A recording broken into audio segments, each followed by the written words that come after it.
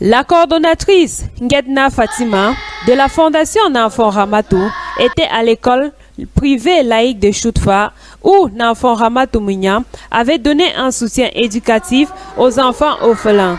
Un accueil très chaleureux était au programme, d'où l'une des écoliers a remis à la coordonnatrice un bouquet de fleurs faites par les élèves et à l'entrée, on pouvait voir les décorations en feuilles de raffia, des spectacles comme poèmes, danses et autres réservés au staff pour les accueillir.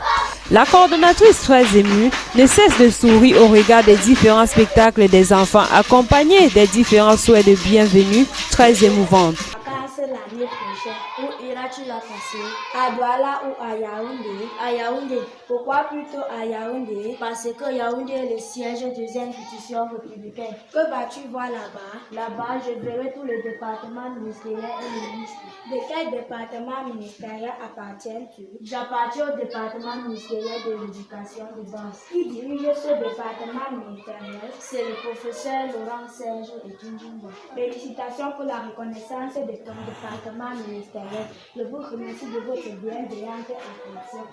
Un paquet avait été donné à l'école pour l'éducation des enfants orphelins de Choutfankouti, donné par la reine mère Nanfon Ramatou, car pour eux, elle est comme le Messie, avec des doléances comme le manque de salaire qui est primordial pour les enseignants et bien d'autres, qu'ils souhaitent que ça soit pris en compte par leur Messie, comme ils ont sous-nommé Nanfon Ramatou Mounia. Cette visite de la coordonnatrice était pour voir le suivi des enfants orphelins dans cette école, d'où le directeur de l'école dit avoir des difficultés avec le suivi des élèves suite à la pandémie coronavirus qui avait ralenti l'évolution des activités scolaires.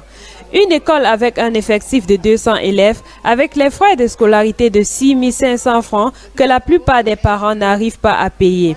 Et les bénéficiaires de ces dons ont été bien suivis en excellence scolaire et aussi les orphelins ont été bien encadrés et imprégnés. Je suis là pour remercier Nanfon Ramatoulaye pour ses bienfaits. Nous avons dernièrement eu le paquet minimum qui nous a permis de lancer l'année 2022-2023 en bonne et due forme. Les orphelins que nous avons là ont aussi eu le paquet. L'équipe sur place, l'équipe qui est donc venue nous rencontrer a donc vérifié que ces enfants-là sont là et travaillent avec ce matériel proprement. Tout d'abord, l'école nous a très bien accueillis. D'aller faire honneur pour la délégation de l'enfant. Faire honneur pour l'enfant noir. Faire honneur pour la fondation pour don que chez une partie avant il constate effectivement